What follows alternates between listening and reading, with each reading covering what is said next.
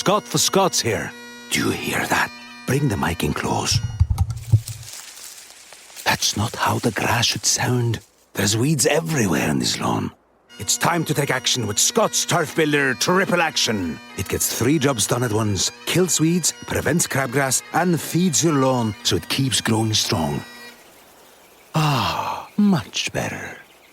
Get a bag of Scott's Triple Action today. It's guaranteed, or your money back. Feed your lawn. Feed it. As if the McCrispy couldn't get any better, Bacon and Ranch just entered the chat. The Bacon Ranch McCrispy. Available at participating McDonald's for a limited time. Ba-da-ba-ba-ba.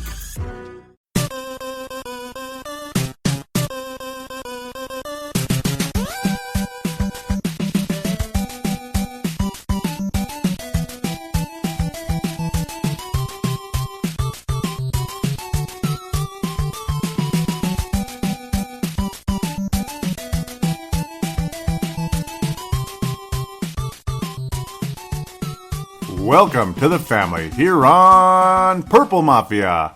I'm your host, Paladino Joey, or Joey Awajan. Purple Mafia is available on the sportstuff.com, iTunes, Stitcher, and Double Twist for Android devices, or any other type of tablet or whatever. You get the idea.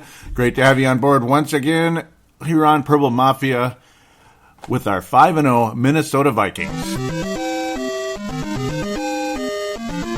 Well, yeah, there you go. I guess I'm 5-0 in my predictions, right? Have I picked a loss this year? Let's see. I didn't pick a loss in the season opener. Didn't pick a loss against Green Bay. No, I actually picked the Vikings to win all of them. I even picked the Vikings to beat Carolina, which is kind of crazy, but it ended up being dead on, huh? Well, gosh darn it. I guess that means you're listening to a decent show anyway. At least a decent one. Yeah, we'll talk about some of that in the fan interaction, right? I had a nice compliment in there. Thank you guys for that. Yeah, 5-0. It's great. It feels good, doesn't it? Brock Osweiler, you almost felt sorry for him. In fact, how could you not feel sorry for him against this Viking defense? Come on now. You knew what was going to happen, right? Okay, he didn't throw 2 interceptions, but he did throw 1, and he got his ass kicked the whole game and had just a little bit of trouble completing passes because of the Viking pass defense is pretty good. Xavier Rhodes didn't have the best game of his life, but he was pretty damn good anyway. He's still a work in progress in the grand scheme of things. He's going to be a Pro Bowl cornerback at some point in his career. Maybe this year, we'll see. But he got beat on occasion. He made some mistakes here and there, but hey, I mean, he did good enough, right? 45% from Brock Osweiler. Oh, by the way, the counterpart, Sam Bradford, that guy. It's just Sam Bradford, the guy who was the first overall pick for the St. Louis Rams, now LA Rams. Just kind of a bust of a first overall pick and everything. Yeah, only 73% completion percentage, 2 touchdowns, quarterback rating, only 123.1. I mean, the guy's awesome, isn't he? He's really perfect fit for this team right now. He really is, and that does, again, raise the question of who's the quarterback long term. But, again, we're going to have to wait till January, February, September, wink, wink, next September about that. Odds are Bradford probably will be the starting quarterback come September next season because of Bridgewater's recovery, but you get the idea. Again, I'm already getting way ahead of myself with that one. Kind of, with the way this game started, you just kind of put your feet up. You have a beverage of your choice. In my case, probably just water because I need to do the show. I don't drink that much. I just have 1 usually, maybe 2, but it makes me sleepy and maybe my thought process isn't exactly the way I'd like it to be if I'm going to do a show. And I get thirsty a lot and stuff. You get the idea. But you just put your feet up and just relax in this one. I mean, this was just a dominant performance, and you'll hear about that in fan interaction some more. I keep referring to that, but hey, you guys really do carry the show more than you think. The Vikings defense carried the show again. I mean, 1 of 13 third down efficiency for the Houston Texans. 1 of 13. I mean, who do you think won the football game? I mean, yeah, maybe the Texans would win if the Vikings turned the ball over 4 or 5 times. Maybe if Adrian was at running back. But, okay, I'm just kidding. I'm sorry. I'm sorry. The Vikings third down efficiency, 50%, 7 of 14. I mean, you could just keep going now. I mean, just dominant. I mean, time of possession, the Vikings had the ball almost 40 minutes, 37 and a half to to Houston's 22.5. One thing I would like, though, can we let go of the Houston we have a problem bit? Yeah, every time the Wolves played the Houston Rockets and we were winning the game, oh, Houston, we have a problem. Yeah, Tom Hanks, Houston, we have a problem. Yeah, Houston has a problem. Yeah, okay. Can we, do you think they think that's been overplayed just a little bit now? Just a little bit? Yeah, Houston had a problem. That's great. They started the season good. I still think they could be a playoff team in the AFC. But isn't it good to be on the winning side of one of these, though, where it's two decent football teams, decent or really good, you get the idea. You get a team that's maybe 5th or 6th seed in their conference. They're going to make the playoffs, maybe. Maybe they'll get to the second round if they have a really good game, but they're probably going to be done in the second round because they're going to be playing the big boy. You get one who's one of those and then one who is one of the big boys. I mean, is it safe to say the Vikings are one of the big boys in the NFL right now? I say absolutely. I mean, you have a defense that... I mean, the weakness might be the youth and inexperience of some of the defensive backs. You have probably the best safety in football right now in Harrison Smith. You have one of the best defensive lines, if not the best. It's just unbelievable.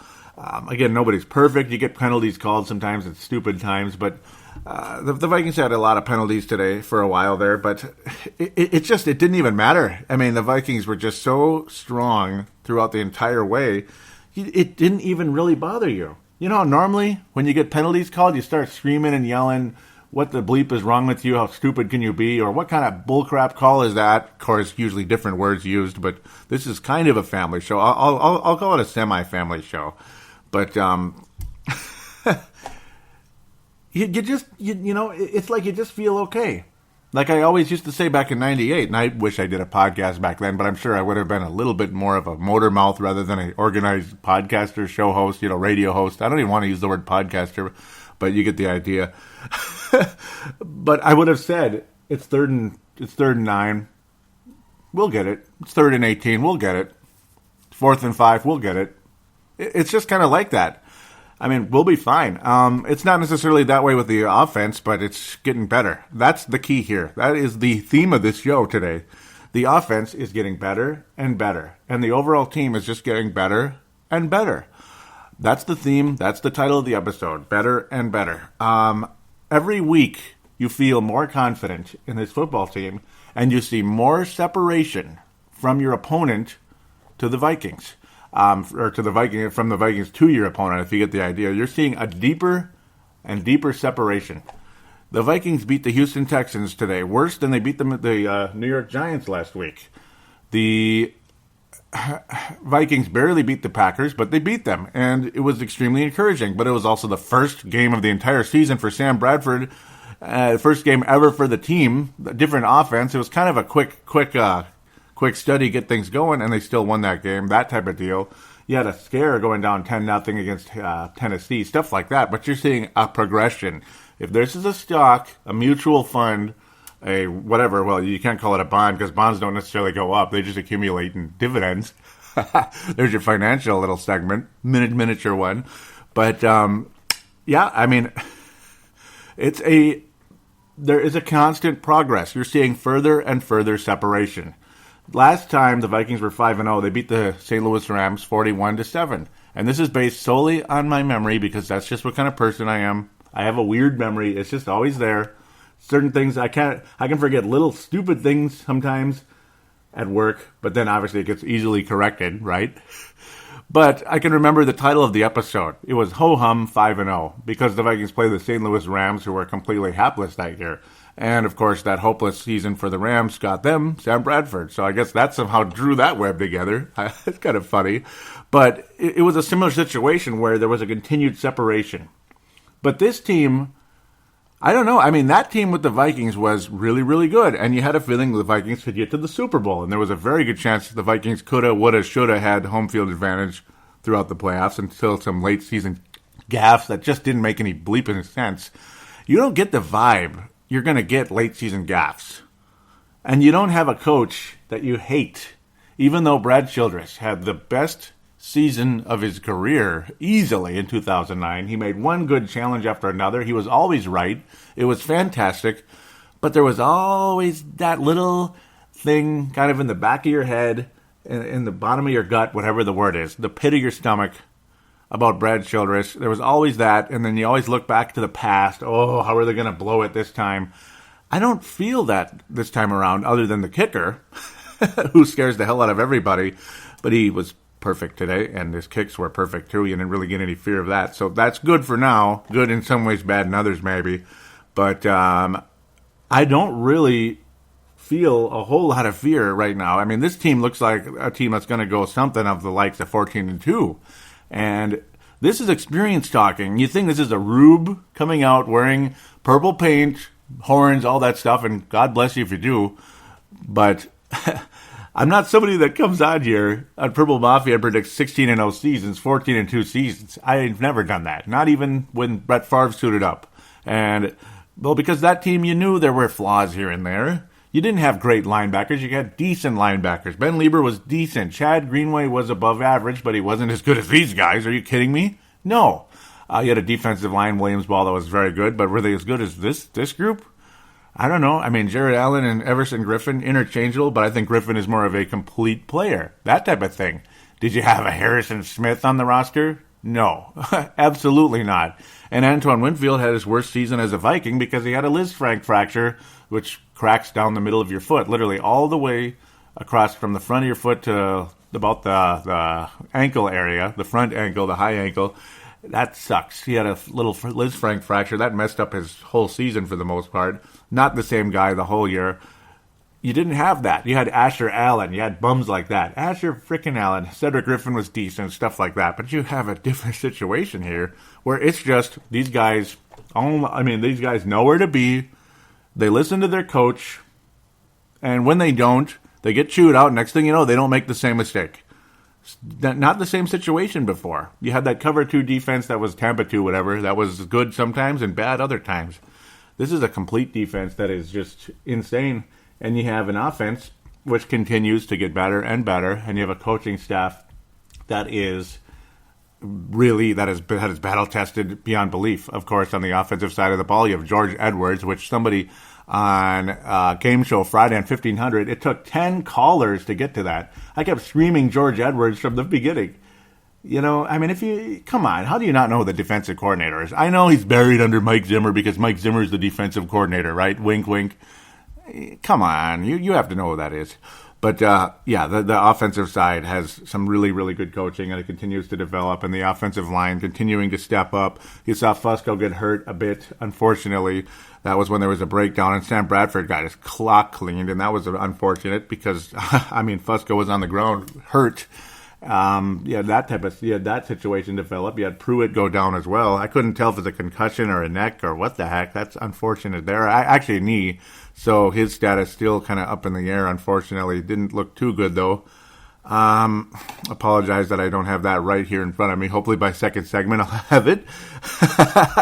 Kind of reviewing the game right now rather than delivering injury news because that that takes time to come out, unfortunately. Sometimes it takes a couple of days even. Just continued separation as the offense continues to improve. The defense has been stable all season, allowing only 66 points in 5 games, which is insane. It is up there with the greatest defenses of all time with Baltimore and Chicago. Baltimore 2000, Chicago 85. A lot of us saw both, and some of us saw Baltimore, and a good number of us saw Baltimore. So that type of deal. This Vikings defense absolutely pairs up with them, but you have a better offense than I think both of those teams, other than, of course, Walter Payton. Though, again, as I continue to roll all over the place at this one, Walter Payton was nearing the end of his career, but still, it was his last very good season with that Bears team. Very, very fun. I know I'm kind of all over the place here because there's just so many things to get to, and it's so fun, and it just... You'd never want this to end, boy. You just want it to go all the way. Stephon Diggs out today with the groin injury, so you saw Jarius Wright. That was great. You even saw, what's his name, in his uniform, but you never saw him get targeted. He was never on the field, really, for the most part. Laquan Treadwell. Charles Johnson had 1 catch for 2 yards, and that's it. The other guy who started, though, I don't know, was it Chris Walsh or I don't know, Chris, oh wait, that's from the 90s. I don't know, we'll get to him in a minute. But Jarius Wright got to play, and he was perfect. He caught all the passes that were thrown his way, including some big ones that helped get us the first step. Really exciting to see Jarius Wright out there. Gotta love that. Rudolph was overthrown at one point. Nobody's perfect. Cordell Patterson continues to be valuable now in this offense, and that's really good to see. I think Charles Johnson is going to be beaten out by Cordell Patterson, not by Jarius Wright necessarily, or by, what the hell, Laquan Treadwell. Yeah, see, I'm almost forgetting him because he's not even out there ever. But, well, I got to tell you something. Jarius Wright's more reliable than Charles Johnson. Okay? Is that okay to say? Am I being mean? Zach Line missed a sure touchdown, unfortunately. It just didn't work out. Bummer. It would have been great if he pulled that in. It wasn't the easiest thing, but if he caught it, he was wide open. I mean, he was in the end zone, so that's a bummer. Asiata showing incredible value today. He actually led the team in rushing, but he also had 3 catches, powerful plays, just blowing down that field, helping the Vikings offense continue to show what it can do, throughout the game. But the other guy who started for the Vikings was Adam Thielen, and, this guy is really good, isn't he? He's a really good possession receiver. That's what we can call him. He's got better leaping ability than most of us would think, and when the ball is near him, he is glue, man. He's got glue on those gloves, I think. They might need to check those gloves to see if he put some type of super glue on them, because he catches just about pretty much everything that's thrown his way. He had 7 receptions, 127 yards, a far career high, a deep pass, 36 yards out, right on the money. He beat his defender who bit after he made a move like a juke. Had his defender bite, make him think that he was going to go up the middle. Because you don't really expect Adam Thielen to go down. He's more of a slot receiver, right? But this shows his value. Yes, he can catch up the middle being a slot receiver, fake the guy to go in the middle, but then all of a sudden, there he goes down the flat, or down the sideline, actually. He wasn't even in the flat. It's a touchdown, 36 yards out, just right on the money from Mr. Sam Bradford, who's highest paid playing member of the highest paid player on the playing roster at this stage, and well worthy of that check. Just beautiful pass to Adam Thielen, and what an emergence. These two. This makes Sam Bradford look really good, though. Think about the chemistry he's formed with Kyle Rudolph. That's number one, right? So yeah, get your hand ready, your fist. So that's my index finger up. Stephon Diggs, he had about 200 yards in the first game against Green Bay. You're seeing a good rapport with Cordell Patterson. That's 3, but you've seen pretty much the whole way with Adam Thielen. Boom, boom, boom. That's 4 guys he's developed really good chemistry with, and it's fantastic. Charles Johnson, it's not even about chemistry there. It's just, I don't know, he's just either not open or he's just not in the game or what the hell the deal is. It is what it is. Even Wright, though, you saw what I see all the time. Reliability. Jarius Wright is reliable. And just, it's a beautiful thing. It's a beautiful thing to watch. As far as I'm concerned, Asiata strong in the game, rushing the ball in. Again, you get the idea there. Jerick McKinnon, not that explosive today. He had a little bit of this. I'm going to bring an old sound back because I finally got it back again. It was this. 2 yards in a cloud of dust. It's like hand the ball to Jerick McKinnon and, 2 yards in a cloud of dust. So that one's back. I'm glad to have that soundbite back. I missed it. The old 2 yards in a cloud of dust soundbite from Castlevania 3 there. Well, it's autumn. How can you not like Castlevania? It's even October. He couldn't get forward too much with Asiata. It gets you when you're going against a powerful run defense. Asiata was able to get through. McKinnon not as much, but still showed his value off and on throughout the game. And thank you for that very much. Bradford and Thielen, boom, boom. A 1-2 punch, that works. Bradford to Stephon Diggs, it works. It's beautiful. It's unbelievable. Bradford to Kyle Rudolph in the end zone, or a 20-some yard play. Chemistry. That could be another form. That could be another name for this episode. It's fantastic. It's continuing development between Bradford and multiple receivers. You're seeing the chemistry with him and Jerick McKinnon, and you even saw it with Matt bleeping Asiata. Matt Asiata caught everything that came his way as well. Reliable, hung onto the football. I'm a little bit worried about him fumbling after the catch, a la you know who. he who was on the sidelines wearing a purple and pink hat today. And, it's okay. Nothing wrong with the hat and nothing wrong with Adrian necessarily, but just the fumbling, it can just kind of get a little bit under your skin when it costs you huge games or playoff games or something. Doesn't really sit too well with me. But just a beautiful overall chemistry within the offense and the defense. I mean, do I need to keep saying it? I mean, dominant. I mean, it's just dominant. Houston got 13 points only because of a late touchdown in the game. Basically, you could call it garbage time, like when Green Bay would, score 2 touchdowns late in that game when the Vikings were blowing them out way back in the rainy night in Lambeau Field. Rainy Monday night on Lambeau Field back in good old 98. It was a situation like that. Late touchdown there. Captain Munnerlyn was valuable, very solid throughout the game, deflecting passes and all that. Eric Kendricks, just unbelievable, outstanding performance for him once again. Eric Kendricks, to me, he stands out more than Anthony Barr. He's just faster than him. He's involved so much. And, I mean, my God, that guy, he is as good as Anthony Barr is. And yes, I'm sure he gets blocked more. He gets more attention, but Kendricks capitalizes on anything coming his way, it seems like. He is just absolutely fantastic. He had missed tackles in the season opener, but ever since then, not that much. And again, you just want it to continue. He deflected 2 passes, nearly had an interception in the game. Terrence Newman had a couple interceptions in the game as well. Tom Johnson, Mr. Reliable again, another sack for him. 2 sacks for Brian Robinson, almost 3 in the game. Daniil Hunter, late this time, late to the party, but still very, very involved throughout the game. Late to the party, getting a late sack. It's welcome all the time. Just Daniil Hunter, man. I mean, you can just go on and on about that guy. The veterans are reliable, and the like Robinson and such.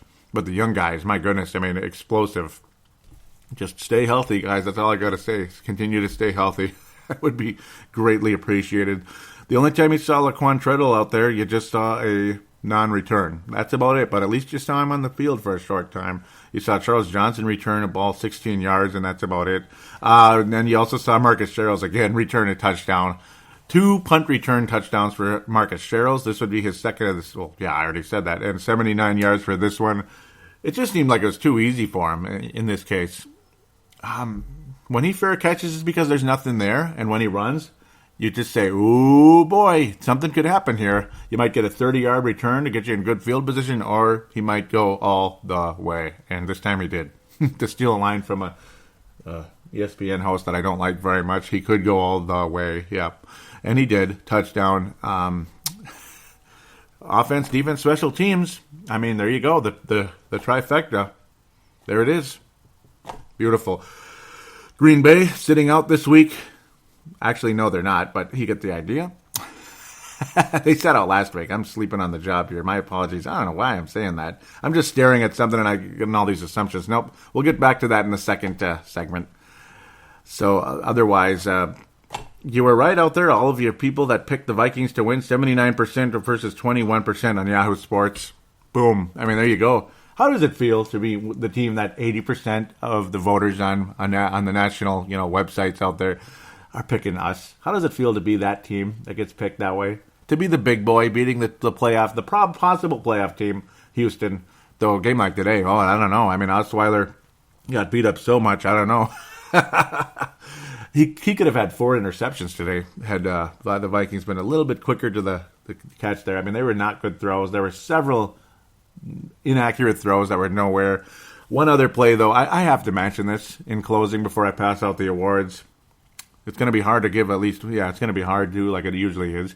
Such a team effort. But Bill O'Brien. What are you doing, man? I mean, you had a 4th and 16. I understand you're desperate to get something going. It's one thing to go for 4th and 16. It's another to pull out the old to pull a play out of the old Childress playbook, or I don't even remember his name anymore. The former coordinator under the former coach. I mean, I don't know. I mean, it's frustrating. I mean, he hikes it made me mad watching it because it's like, what were you thinking? It was a 2-yard pass. Do you really think you're going to get enough blocks to to convert 16 yards. Do you really think that's going to happen? And of course, the former coach is Leslie Frazier. I'm just sleeping on that one right now. Tried to forget him, including that coordinator, but of course, Brad Childress and that crew as well. Just was unbelievably frustrating to watch at times through the old Nafahu Tahi, the infamous Nafahu Tahi plays, Tavares Jackson to the him. And that's kind of what that reminded me of, those third and 11, and like you make a 2-yard pass. And that's basically what happened. And you saw O'Brien kind of walking, kind of trotting down the sideline, dropping F-bombs at himself. Well, why did you do it, Bill? Why did you do it? You just gave the Vikings the ball on the 50, basically. Good play. I mean, I don't know. I don't know how long he's going to last, but then again, they have improved.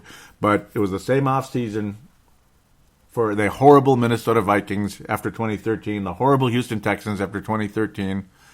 And, I mean, yeah, seriously, who's got the better coach? Do the Vikings or do the Texans? I mean, hello? It's not too hard there, is it? So we'll leave that alone. Fran Tarkenton Award, before I jump on myself anymore here. Fran Tarkenton Award, it's going to go to Sam Bradford and Adam Thielen in this game.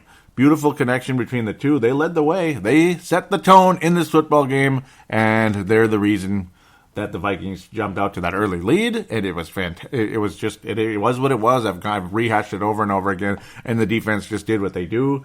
Kind of like the 96 Yankees. You know, you build a little lead, and then you bring in Mariano Rivera in the 8th inning, and John Wetland. Oh, my God, I can't believe I still remember that. You have John Wetland. That guy got buried under Mariano Rivera. He brought him in the 9th inning. It's game over. I mean, you have a lead after the 7th inning. It's game over. The 96 Yankees. That's how they won that World Series. It was just like, we got this. John Wetland he didn't allow a run, if I remember correctly, during that postseason. It was just crazy. And that's what the Vikings defense looks like right now. You give them a lead, it's over, man. And they might even give you, it'd be like Bumgarner of the San Francisco Giants hitting a home run. That's basically what our defense is capable of on occasion when you get Kendrick getting pick sixes or Xavier Rhodes or Danielle Hunter getting a safety, something like that. Fumble recovery. Beautiful. I feel very confident. We're talking about the Yankees and the San Francisco Giants here. That's 7 world championships in my lifetime. Insane. 7 world championships between those two teams in my lifetime. Crazy. So hopefully the Vikings continue where they're going with that. Christian Ponder Memorial. I don't know. I mean, maybe I should just. I don't know. I'm just going to give the urban legend to Bill O'Brien with that play call. I mean, I couldn't believe it. Stop imitating Brad Childress. That's all I got to say with that one.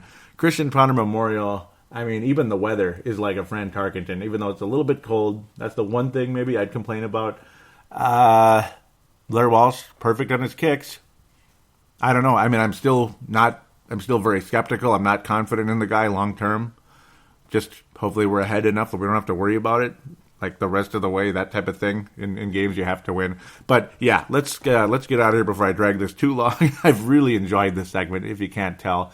Christian Ponder Memorial, I mean, I don't know. I guess I'm going to give it to the sloppiness, maybe.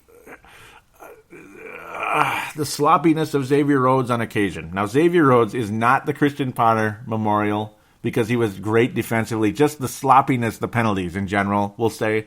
We'll get the Christian Ponder Memorial, but luckily it didn't matter too much. But you don't want that happening on the road in Lambeau Field or in Philadelphia coming up, which we'll be talking about in segment number 2, stuff like that. Of course, it'll be post the bye, but I still got to preview it. So we'll be back to talk about all that right after this.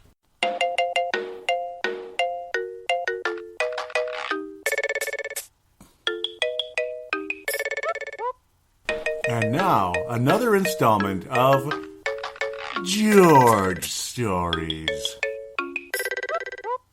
Often I'm at my parents' house to do lawns, so a lot of times they would have me take the birdseed out to the backyard. A lot of times I'd have trouble picking up the thing, but I'd never spill it. I'd always be really careful not to spill it. So what happens the one time my dad grabs the thing, I kind of look away, I'm just wait for it, and all of a sudden I hear, "Oh, damn it!" And let's just say I was laughing for the next 3 hours about that because there were thousands of seeds all over the floor.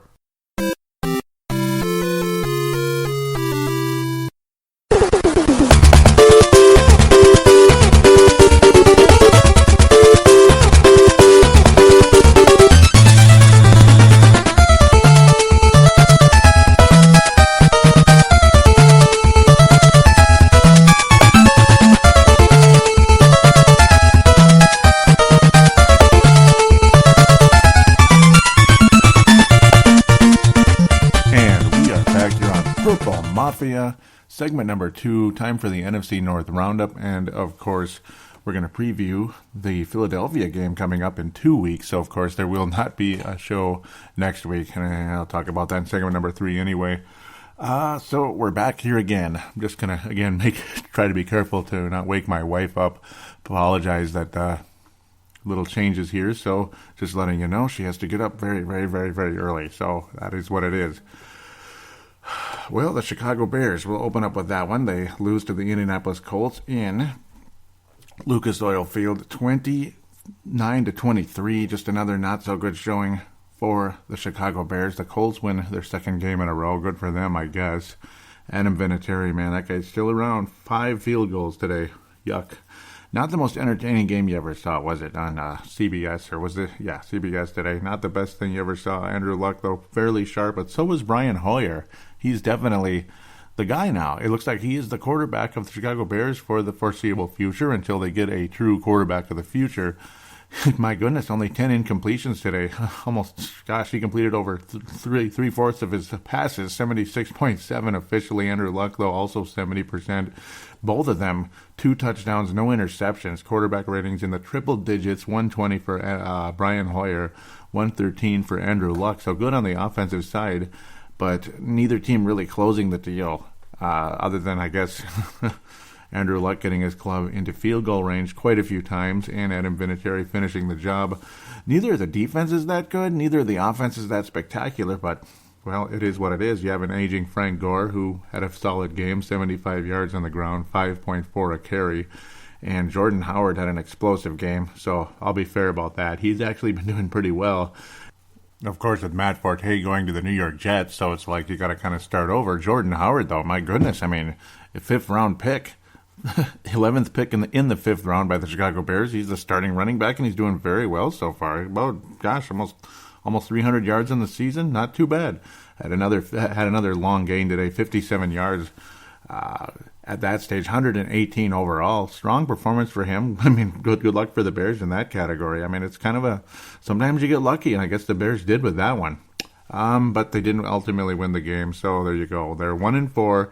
The Detroit Lions with another solid win today, believe it or not. And, well, we'll save that one for last because it's against next week's opponent. I'm going to jump around the league a little bit here.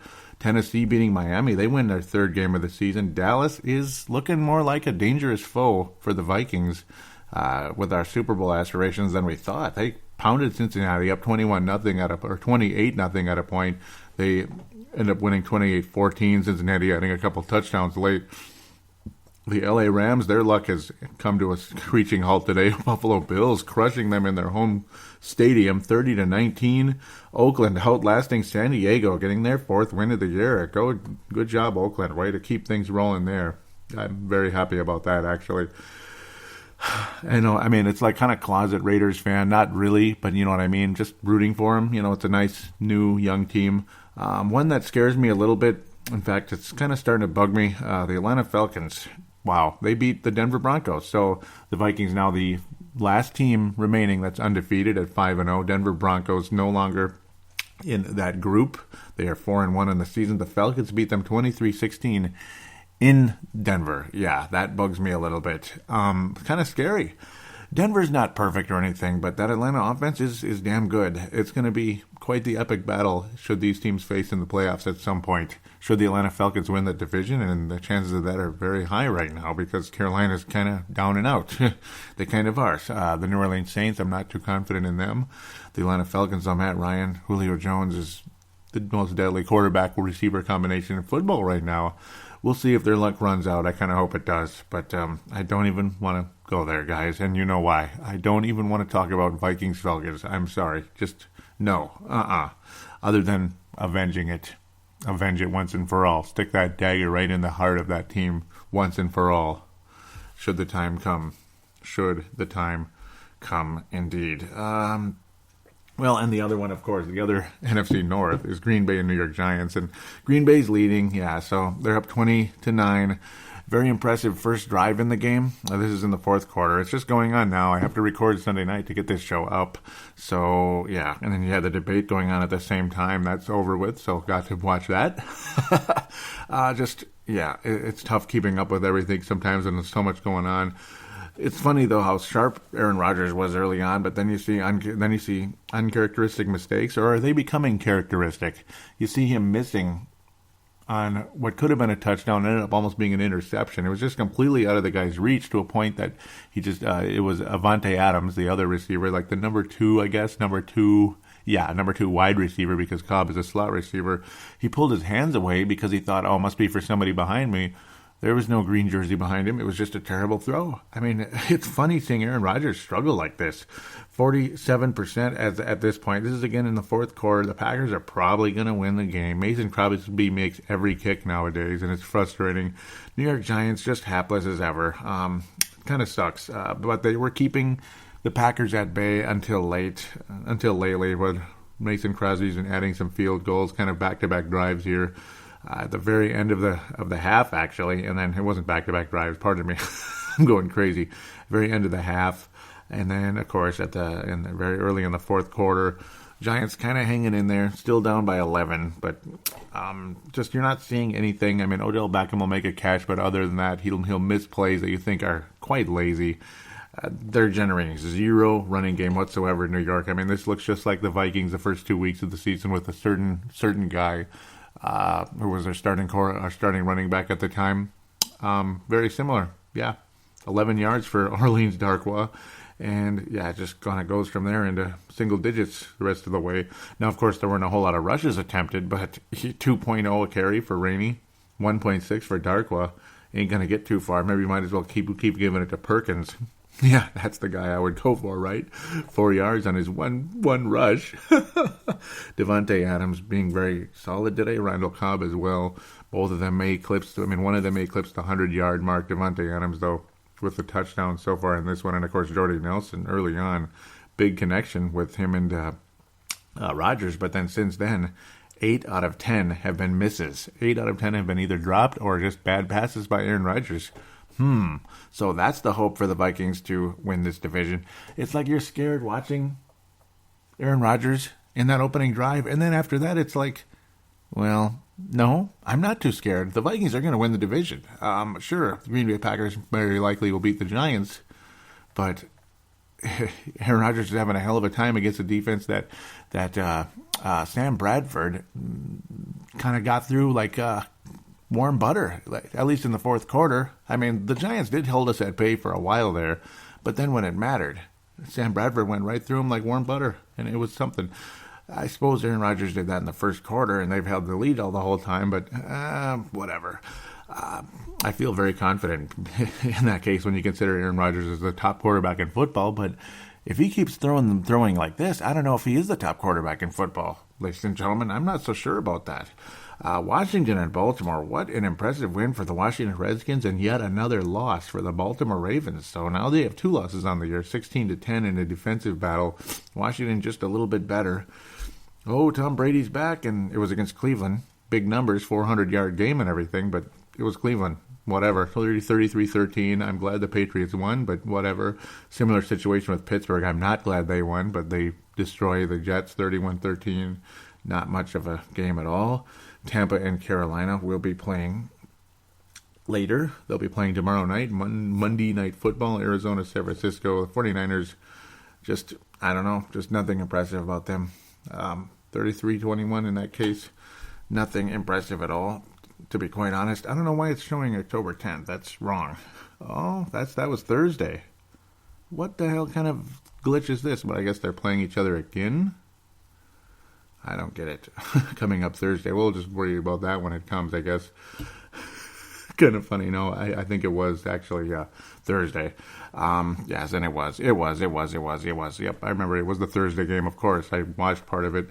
Nothing spectacular, though. Not really worth watching, to be honest. So let's get to the other part of the NFC North. roundup. The Detroit Lions doing the Vikings a favor, cutting Philadelphia out of the whole undefeated mark. And hey, if you're looking for the top seed in the NFC, well, this is how you get it, is you get a little bit of help once in a while when you're tied with somebody else. Detroit getting the job done in Ford Field, 24-23. Thank you, Detroit Lions. Awesome. Matthew Stafford getting the Lions up 14-0 in that first quarter with some exciting plays. Big numbers. He had 3 touchdowns for like the longest time, and he just kept it going. And again, every week I talk about this.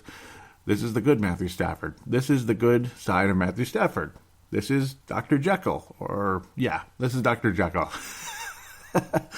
Yep, despite getting sacked 4 times in the game, he had a quarterback rating of 135, only attempted 25 passes, but just efficient as all hell, 76% overall. Wow. He did lose a fumble in the game, but that does not affect his quarterback rating.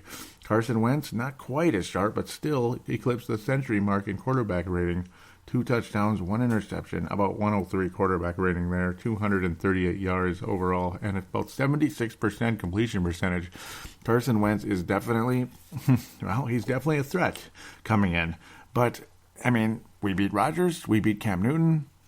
Rodgers is starting to lose it, Cam Newton's starting to lose it. Eli Manning's been a Super Bowl champion, but it's just, I don't know, that Giants team is just meh. I don't know what to say about them. If Detroit's defense can semi-contain Carson Wentz, I mean, sure, he's accurate and all that, and he put up numbers, touchdown passes, good quarterback rating. You got to think the Vikings defense can do better, right? And what did I say again? Like I said in the first segment about Osweiler coming into Metrodome, coming into the U.S. Bank Stadium, was you're going to force him into a turnover and a lot of mistakes. So we could have had maybe 4 interceptions in the game. Some of the passes were so bad. I think Carson Wentz is going to have a wake-up call when he plays against the Vikings. Yes, it'll be in Philadelphia. And yes, this one was in Ford Field. So it helped Detroit's cause a bit. I mean, home games are nice and everything. Philadelphia has a really good passing game. The running game doesn't scare me too much, but maybe it should a little bit. I mean, Carson Wentz is slightly mobile. I mean, he got 14 yards in the ground, I guess. He can run for a little bit. He had a 10-yard run for a first down. Darren Sproles, man, he's still playing. It's like he's not that old, but he is that old. I mean, he's been around a long time. He's got to be about a 10-year veteran by now. Ryan Matthews, the bust running back from the San Diego Chargers, who's not a complete bust, but semi-bust. He lost a fumble in the game, had 42 yards total, 3.8 a carry. Darren Sproles a bit scary at times. He can break loose for something. He's very quick. He's more of a third down back, like the David Palmer type, if you know what I mean, when David Palmer was on the Vikings, or something like that. Chester Taylor, he can be he's a little quicker than Chester Taylor, and he's certainly not Matt Asiata, pardon me. He's more of the quick guy, where Matthews is more powerful. It's a decent running back duo, but again, it doesn't scare me that much. I mean, kind of like the Giants, they have a quick guy and a power guy, kind of like the Vikings too. I think the Vikings can beat Philadelphia, and I mean, the Vikings can't win every game, right? But I don't know. I mean, I don't know. It was nice to see Anquan Bolden lead the Detroit Lions in receptions. That's cool. He was able to catch everything that came his way, and that's what he does.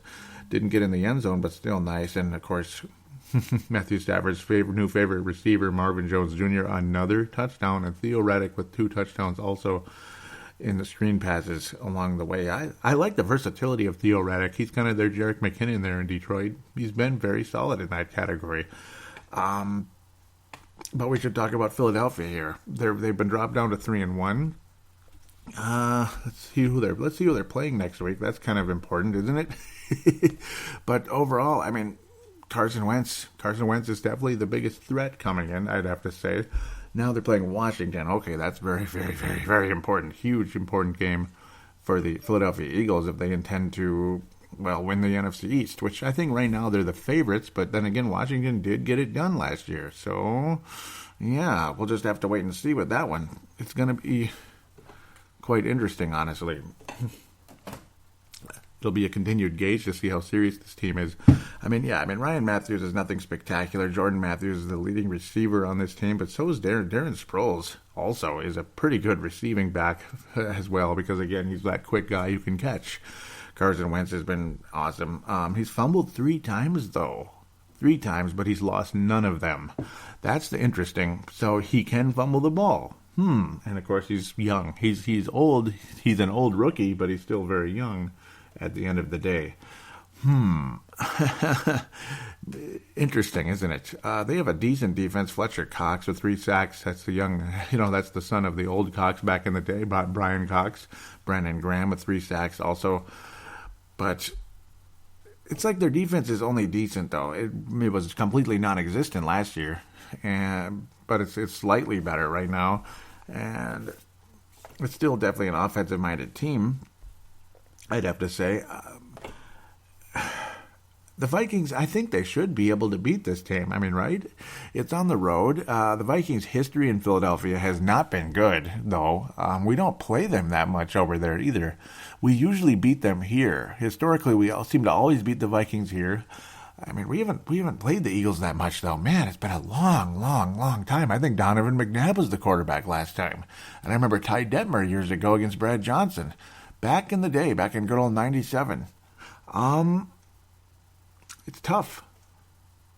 Or was it even 97? I don't even remember. Oh, yeah, it was against Brad Johnson. So,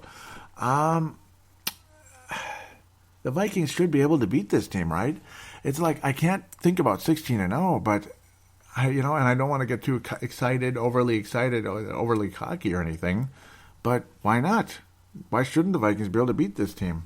Now, I guess Dallas. Dallas is also in the NFC East. Whoa, that's tough. That's a tough division. Yeah, I get them all mixed up, South, East, and West, so I apologize about that. Dallas is the other one as well. That's a really tough division.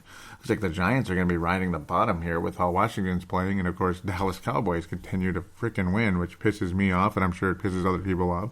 Not that I don't think the Vikings can beat them, but clearly they're a threat. I mean, they beat Cincinnati pretty easily, so... But, yeah, I don't know. Maybe they're trying to get old you-know-who fired there.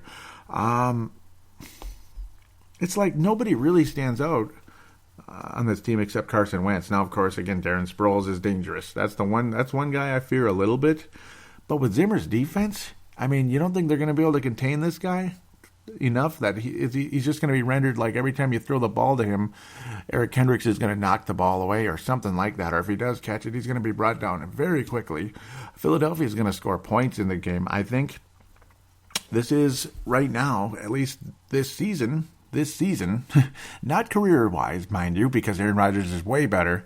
But at this moment, Carson Wentz is playing better than any quarterback we've gone up against. It'll be an interesting reality check for Carson Wentz, though, because you're going against what I would call probably the best defense in the NFL at this stage in the first 5 games. This one's tough to pick. I mean, could be one of those sneaky little ones that drives you crazy, or it could be just yet another victory for a team that's playing better than anybody right now. Easily the top team now. The Vikings are the top team in the NFL right now, and that is not a homer pick. It is a fact. They are playing better than anybody on the planet.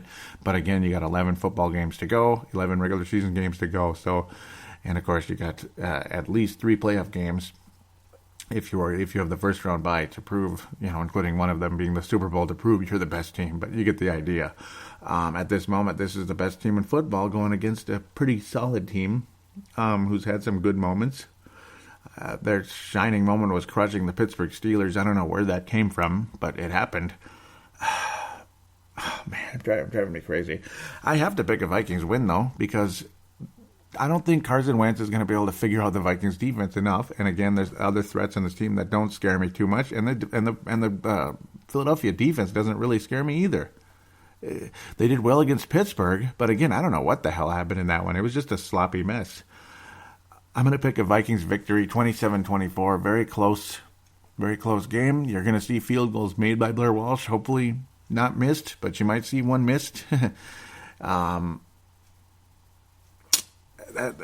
about where I'm standing at this stage. I liked what Matthew Stafford is able to do against this team, so who's to say Sam Bradford can't beat these guys? So, I got to pick a Vikings victory right now.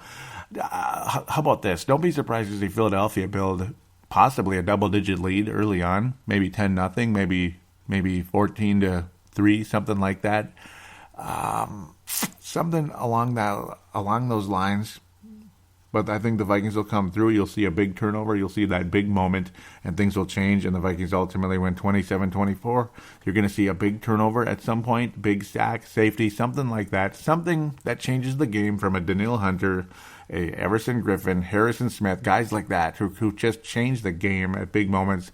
And then Sam Bradford will definitely have a huge... he will have a huge motive going into this one to show the Philadelphia Eagles that they made a mistake, regardless of how good Carson Wentz is. That he will say, "Hey, you just threw me away." Yeah, not really though. Obviously, they gave up a number 1 pick, but hey, you traded up, you traded me away. I'm gonna beat you guys. He'll know some of the secrets for Philadelphia. I gotta think, and he'll take care of business there. There it is. Vikings win 27-24. We'll be back right after this for some fan interaction.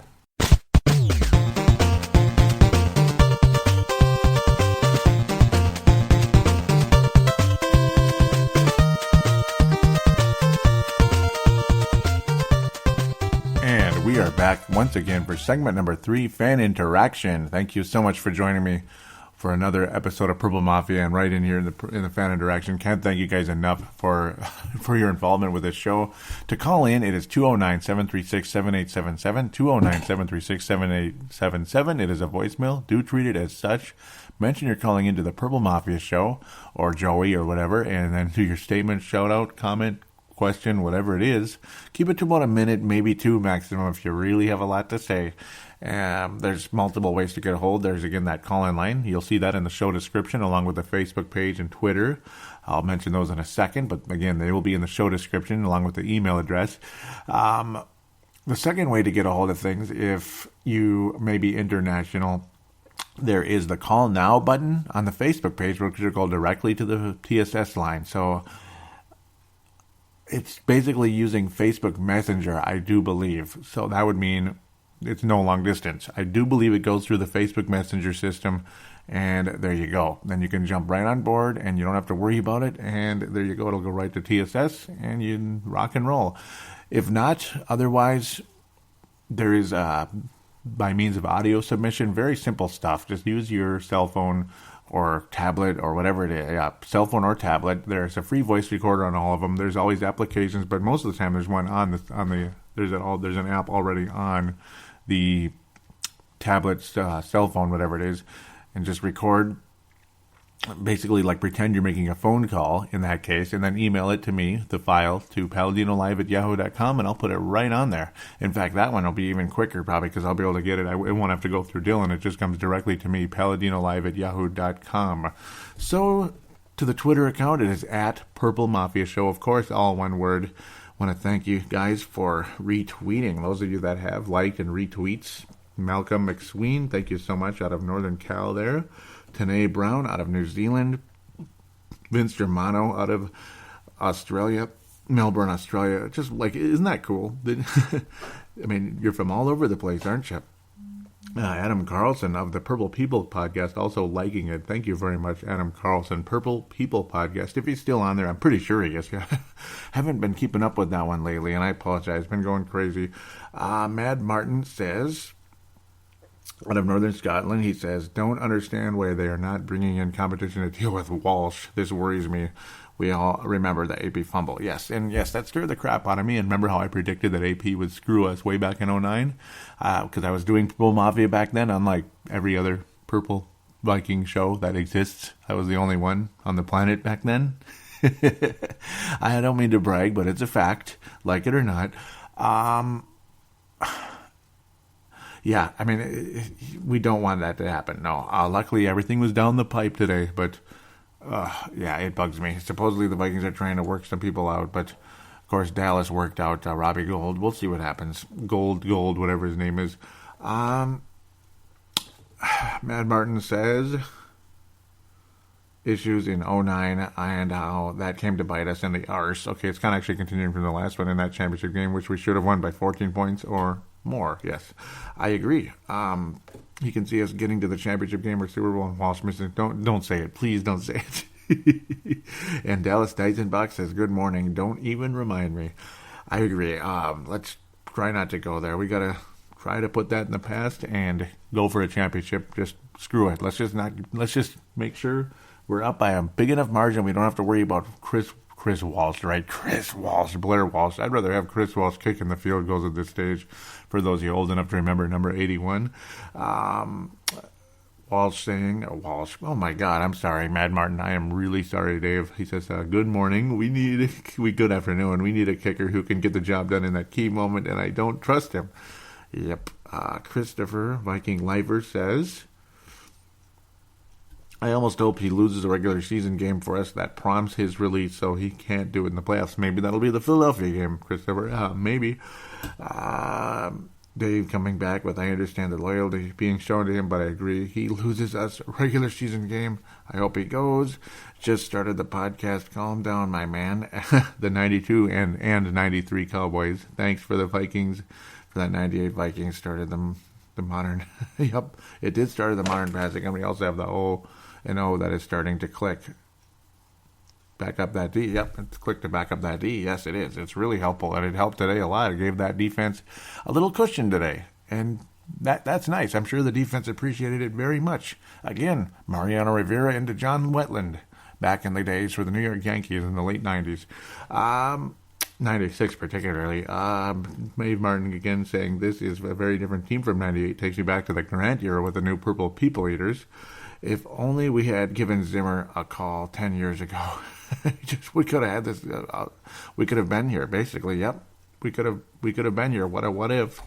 After the years of putting the GM down, I'm starting to love the guy. The guy's moves this past 4 years. He's built a team that we'd be proud of. Loving your enjoyment of this win, that being the Giants game. Trying to keep the volume down. Yep, and trying to keep the volume down, and that's what I'm doing. Yep, I'm doing it again. At least later on in the show. I apologize if it's kind of funky. So's you.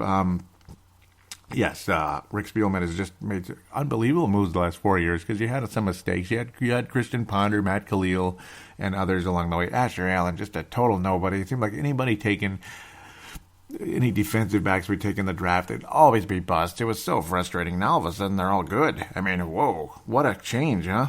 I think what a difference a Zimmer makes, right? What a difference a Zimmer makes.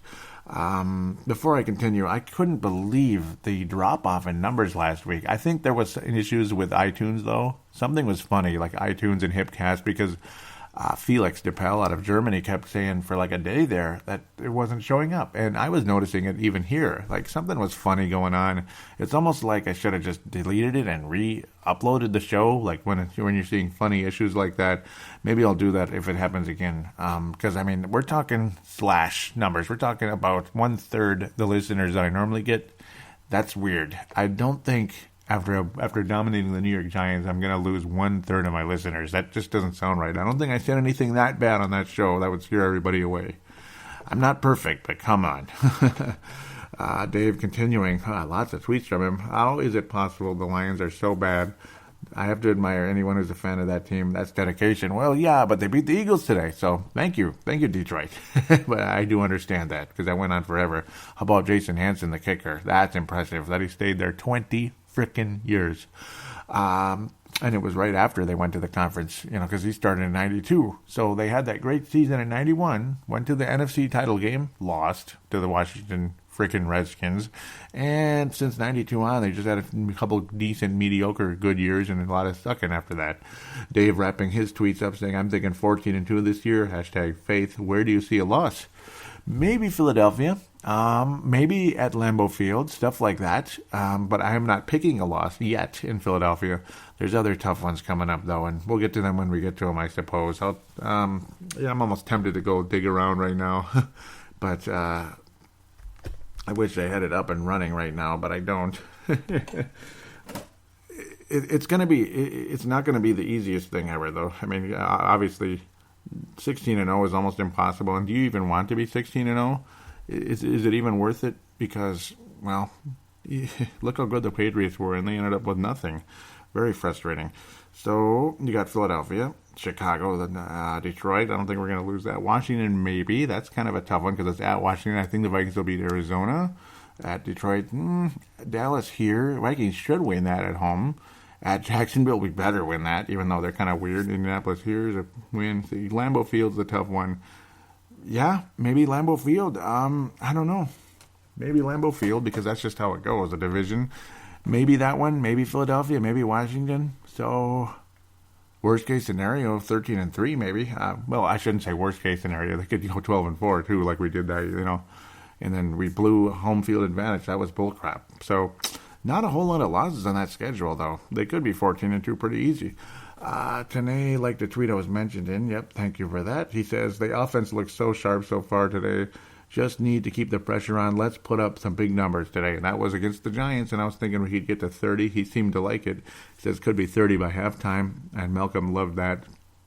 I also posted a tweet saying this is some incredible stuff. Truly a dominant football team right now, and it really is. Malcolm and Tanae liking that one. So now we get to the Facebook page. Facebook.com/Purple Mafia Show. Facebook.com/Purple Mafia Show. This is the big place right here, at least in some cases it is. The in-game thread, I might go to the end there. And I got to give okay, Dave Hickey jumping at the end there. I got to give a huge hand to to Brett McCarthy out of South Dakota. Now, I'm not mad at anybody for not showing up in there today. I mean, it was shockingly inactive. I understand if people were busy at the time, maybe they had to come back and watch the game later, that type of thing. That happens a lot, or they're just so into the game they're not even going on the Facebook page. And because last week I was less active because I was kind of, I had to watch the game later than I would have liked. It was one of those type of things.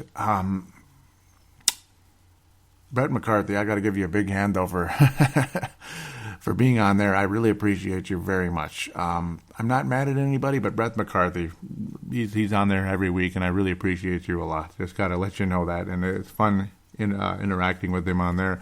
Dave Hickey out of Iowa says, it's great to see the offense get going today. Great contributions all around. Bradford, Thielen, and Jerry is right. Yep, love that. CP84 getting involved. They get my Fran Award, and I don't know who gets the Ponder Award. Maybe the Water Boy, because the whole team played great.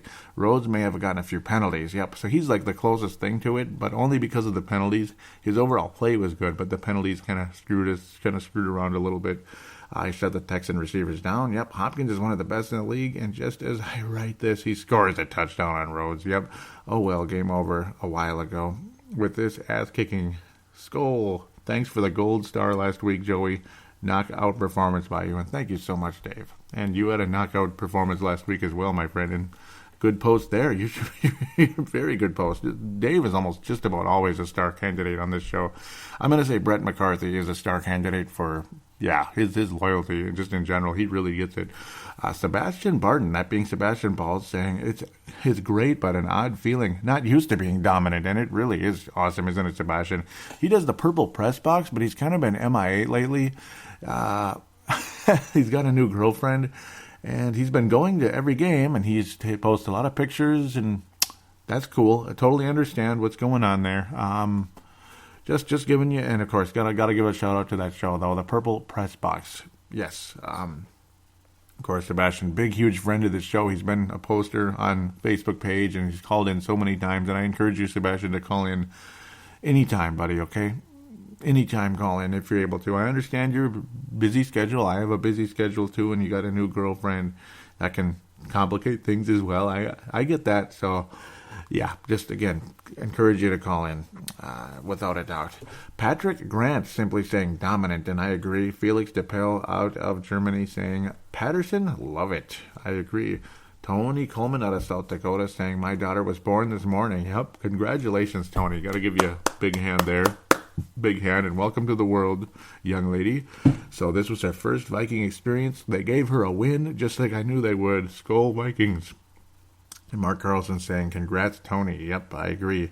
Mark Carlson out of Iowa. Brett McCarthy says, Skol, nice win. Like the way this team steps up with all the injuries. Tony saying, Eagles lost today. Undefeated records are down to the Vikings and Broncos, and that's over now. Yep, at the time he typed it, 5-0. Vikings feels good. The Broncos are my AFC team, so I'm riding high right now. LOL. Added, Vikings sit alone on top. Yep, there you go. Yep, he changed it because they are alone now. Leland out of Iowa says, very nice show of domination.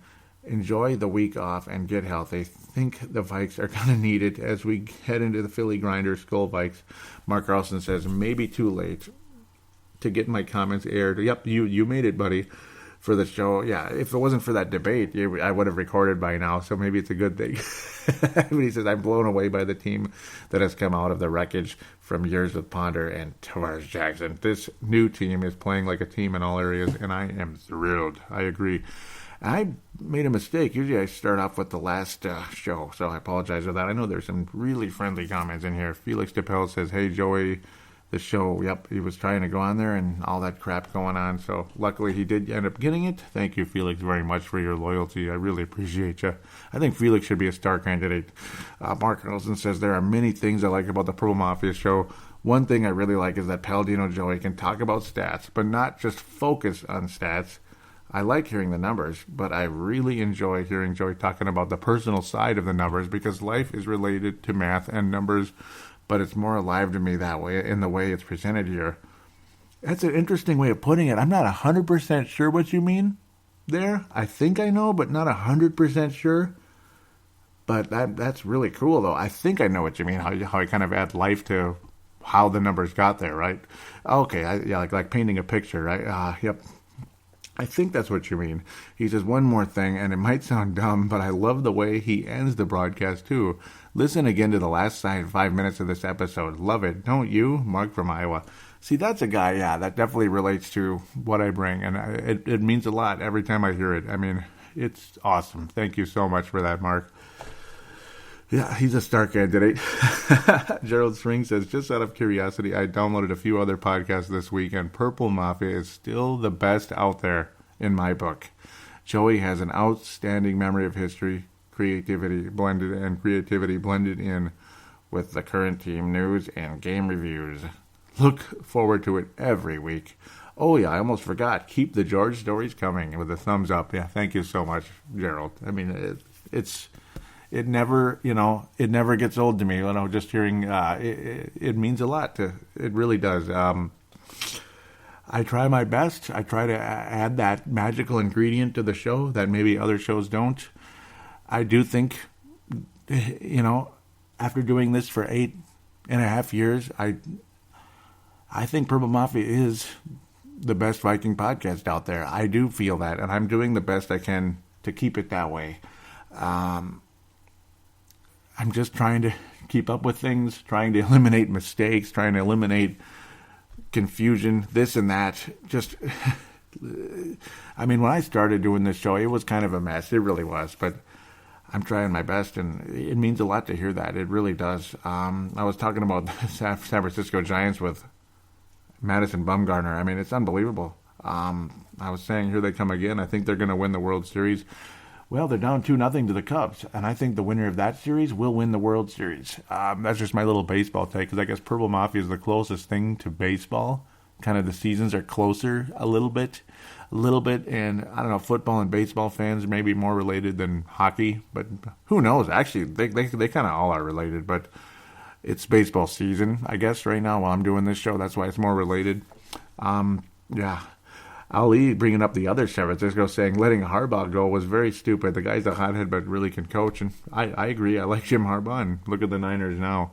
But as for the Giants, well, if they win, they'll definitely have earned it, and the Cubs have to beat Bumgarner to get there, though. Saying no Stephon Diggs. Let's see what the response is. Tanae says, give us some Treadwell, please, and they still didn't, Tanae. But you saw Jerry's right, which I did like. The in-game thread I just did. Now for the 5-0 Vikings part. Oh, I already read that. Duh. That's funny. That's good. I'm glad I got that done already. The Vikings are working out 2008 number 1 overall pick, offensive tackle Jake Long. Sources from ESPN. He played only 11 snaps last season with the Falcons, so dire straits indeed with the constant injuries due to like Brandon Fusco and, of course, Khalil and others. It's going to be interesting. Going to be very interesting. Jake Long, number 1 overall pick. It seems like yesterday. I remember Jake Long and the other Long that went to St. Louis, the defensive player. It's going to be very interesting to see how that turns out. Saying the Vikings are the only remaining undefeated team, and that got some positive response on there. A lot of likes. Jeff Froyland out of Iowa says, the longer the show, the better, Skull. And who keeps... I don't understand where the hide part comes from. Something keeps some of the comments get hidden. I don't know why. It must be some kind of auto thing, but it's fixed now. Brett McCarthy saying skull. Mark Carlson smiling, very happy there. And I posted the 5-0 picture from a different website, but oh well. Isn't that how it all starts? Tonight saying, what a feeling. Today's game was so much fun. I wish we didn't have the bye this week. The team was riding some serious momentum. I guess we need the rest, though. We're pretty thin in the O-line at the moment. Yeah, it's probably for the best, unfortunately. Yeah, you don't want to end any momentum, but they do have to rest, I suppose, and I guess now's the time for the bye week. It's like, what can you do? Visitor posts. Oh, I love that. Yep, that's going to be a fun thing to wrap up the show with. Come on, where is it? Okay, I already did the 4-0. Didn't I read the app? I did read it, didn't I? Yes, good. I did read it because I recorded Tuesday night. And that one's already done. Yeah, that's where the confusion comes in because those were later. Brent Jacobson, that's the one that was... Okay, so here we go. Tony Coleman. Colin Coward has the Vikings at number 1. So he goes from a guy who called us, who said Seattle wasn't lucky in that playoff game and Minnesota lost that game, blah, blah, blah, blah, blah, to calling us number 1. So, okay, I guess I can be a little nicer to him now because that kind of pissed me off at the time. He says the Vikings have a streak of 8 straight games, keeping opponents under 20 points, the longest streak in the NFL, and that is insane. Insane. Gotta love that. Ali posting the Flashback Friday, and keep these coming, Ali. Love it. Out of Pro Football Spot, he covers the Vikings on that very nice website. Thank you very much, Ali, for posting these. Keep them coming. It keeps the page alive and gives us, it's just another link to a good some good writing. Prediction of the Vikings and Texans. Yep, we're getting the Vikings win in there in the predictions. Gotta like that, and this is fun. Tony Coleman wrapping things up here with another knock-knock deal with the NFC North quarterbacks. Of course, Sam Bradford is the knock-knock guy, and he says, knock-knock. And then Matthew Stafford says, who's there? And then Sam Bradford says, Undy. And I love that picture. It's just so funny, that look of Sam Bradford's face. Jay Cutler's face might be even funnier. It's that depressed, classic Jay Cutler look. Undy who? And Sam Bradford says, undefeated, 5-0, skull. And then Aaron Rodgers is left with that frown, the stare, at a depressing press conference again, which unfortunately it doesn't look like he's going to have one. But the Giants still have some hope. But the Packers have the ball. That sucks. Damn. I hate the Packers. I want the Giants to beat them, but, well, I don't know. What's life without competition, I guess, right? Gotta earn it, don't we? We gotta earn it. We can't just hope that the Giants beat them and all of a sudden the Packers suck. Oh, maybe the Giants recovered the ball here. Well, look at this. How about a little bit of live radio here for you? No, not really live, but... And they'll probably keep it. Not seeing too much excitement yet. Nope. Of course, Green Bay keeps the ball. Shock of the century. So there it is. Man, what fun. Is this the final 5 minutes mark, right? No. Yeah. I like throwing this in at the end because, just really appreciate you guys so much. So let's pass out the stars first. I'm going to get the gold star to Brett McCarthy for being so loyal and hanging in there. Second gold star of the year, by the way. Been very active during the game. And don't be afraid to call in sometime, Brett. Keep posting, though. Yeah, thank you very much for your activity. Gold star to Brett McCarthy this week. Silver star has to go to... Silver Star is going to go to Mark Carlson. What an awesome comment on there. It means a lot. A lot of the stuff I said in the final 5 minutes. I mean, this is your moment here. I almost ought to give him the gold, but either way. I mean, Brett McCarthy really appreciate that. Dave Hickey, Gerald String are going to share the bronze this week. Yep, good comments. Thank you guys so much. And you know what? All your comments are great. It was quieter this week. Yankee, I gave him did I ever give him a gold? I think I've given him silvers. He's deserved a gold here and there, too. I mean, a lot of you guys I could give a gold to just about any week. I mean, it's spectacular. Dave Hickey, lots of good. Mark Carlson, Sebastian, over the years. Missed him a bit. I wish he'd post more on here, but I'm glad he posted a little bit. But I guess it's on me. I need to post on his page, too. Oh, thank you so much, though, for that. Boy, it was pretty cold this morning, wasn't it? We're going to have a little bit of warming up going on on Monday and then back into the cold again midweek, but not as cold, that type of thing. Saw a little bit of frost this morning, but it wasn't anything like, oh my God, watch out for that. But yeah, it's October, and probably about this week, I got to think, is when you're going to start seeing the peak, the fall peaking colors. About this week into next week, I would say. And then before you know it, there's going to be a trillion leaves on the ground, and here come fall cleanups again. I don't really look forward to it, but I guess at least it'll wrap up the mowing season eventually by about Thanksgiving. Like that's about usually when that ends completely. But it's cleanups the whole month of November. It's pretty as long as it isn't raining. This is the time of year, if it's not raining, it's gorgeous. And if it's raining, it's freaking miserable. It's dark, it's dank, and it never stops raining. And it could drive you absolutely nuts. Oh, man. You know what I forgot? I gotta backtrack. I gotta backtrack. Good thing it just caught on me right now, because I gotta read what you guys said about the. Oh wait, maybe you already did. I already did read the George stories. Yeah, never mind. I already did read it last week because I continued off of that. Nope, never mind. And I do appreciate that those of you out there do like the George stories, and I hope you like this one. This one was my favorite. I laughed so freaking hard when it happened. It happened not that long ago. Only like 2014, spring of 2015. That's what it was. Funniest thing ever, Dad dropping those seeds. I love doing the George stories. They're fun. Well, here's how that idea originated. I was at, when I'm at work and you work a job like inspecting stands, expanding stands, you're kind of hanging around a lot and you're around people a lot. And it's the same people, maybe the ones you get along with. I like to tell little stories like that. You kind of wander, your mind wanders a little bit because work's boring as hell, isn't it? It really can be. Even if you're busy, it is boring because it's just repetitious sometimes. And I get into storytelling while I'm working. Luckily, I'm able to. It's the kind of job where you can work and talk, so to speak. It doesn't ruin anything as long as you stay focused on the job at the same time.